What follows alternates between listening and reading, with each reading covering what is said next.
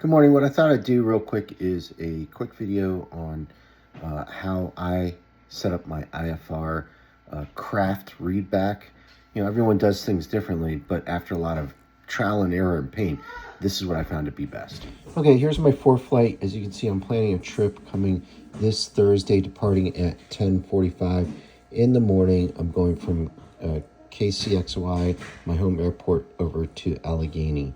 And what you do right now is you're just going to look for suggested routes that are in here. The number one suggested looks great to me, up to 6,000 feet.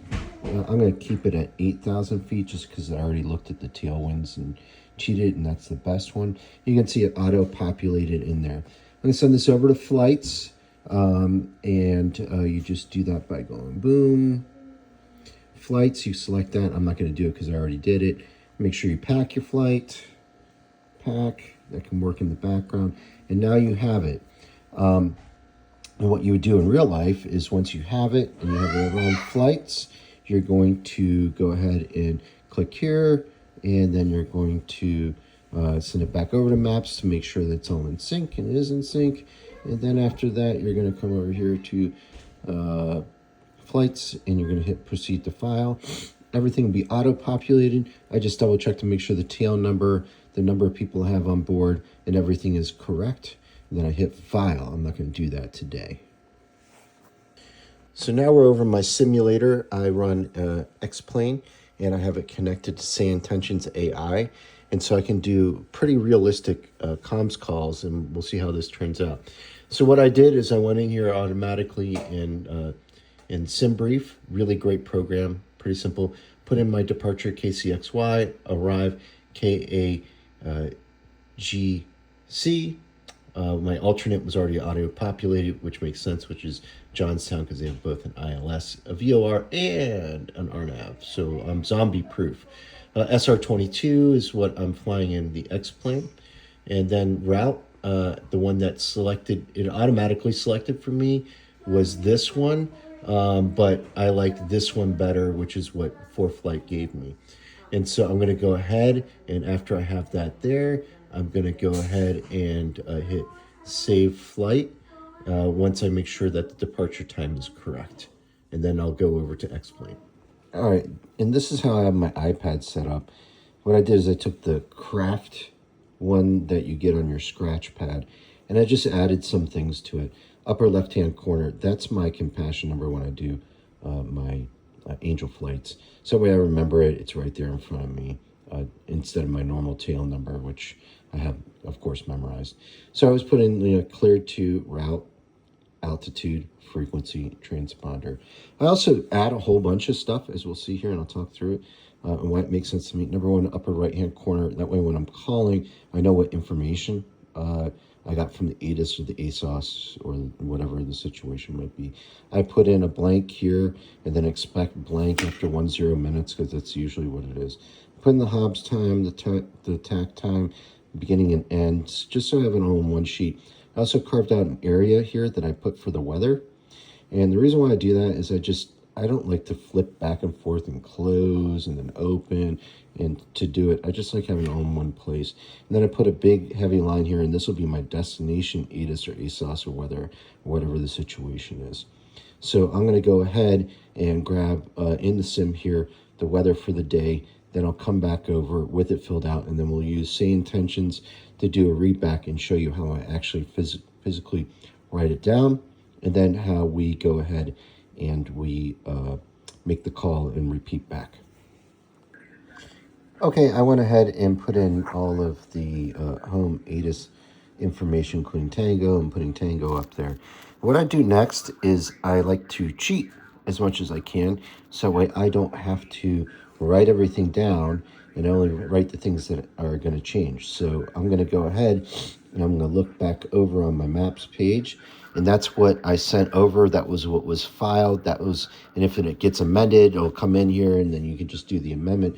So it's a Harrisburg, HARVOR, then Victor 12, then the intersection Millwell, and then to the field. So I'm going to go ahead and put that in here.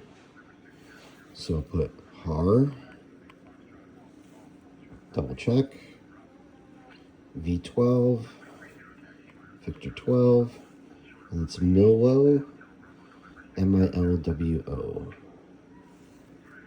Milwo, and then to our field, and our field, of course, is KAGC.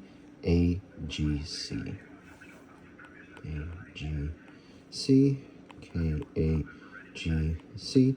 What I always do is whenever it's a VOR, I look it up. I just happen to know this one's Harrisburg. Some of them are weird, and so I always look it up before I call in. So that way, if they read back to me Harrisburg or Huguenot, that's a one over here on the East Coast that's used a lot. And that way you know exactly what they're talking about, and you're like, what's the spelling on that? And that way, when you're in the air, also, when they say fly direct Huguenot, you're like, oh, okay, I already have that one dialed in. So I'll go ahead and put in, this is Allegheny County, so I'll put it in the long way.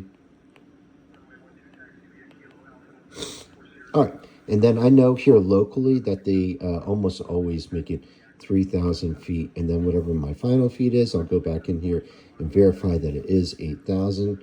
That's what I filed anyway, so 8,000.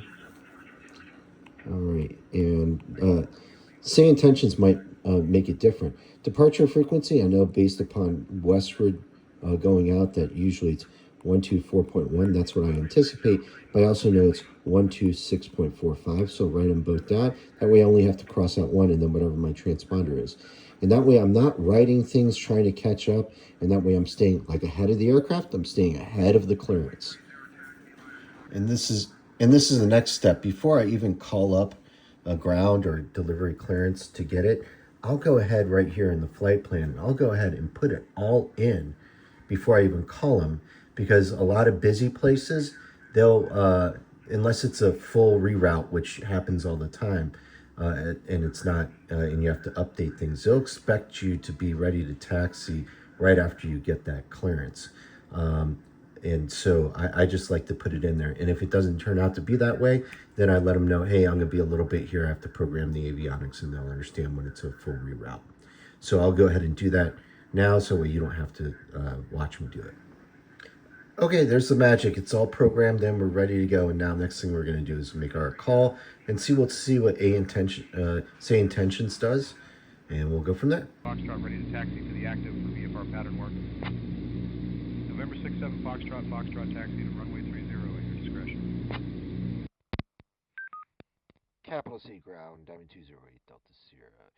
At Texaco with information, Tango, I'd like to pick up my IFR departure over to Allegheny County, which is Kilo Alpha Golf Charlie. November 67 Foxtrot, Foxtrot. I'm working on that clearance. Stand by. Standing by 208 Delta Sierra. Clearance on request. You're number one. Diamond 8 Delta Sierra, clear to Allegheny. Radar vectors HR, then is filed. Climb and maintain 6,000. Departure on 124.1 squawk 6664. And a change to your departure runway this time. You can expect runway 30.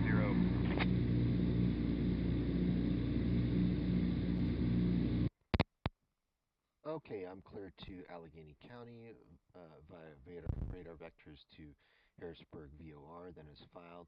Climb and maintain 6,000, departure frequency 124.1, squawk 6664, and new runway 30, anticipated 208 Delta Sierra. Sierra, clear to Allegheny. Radar vectors are, then is filed. Climb and maintain 6,000, departure on 124.1 squawk 6664, and your departure runway was changed to 30.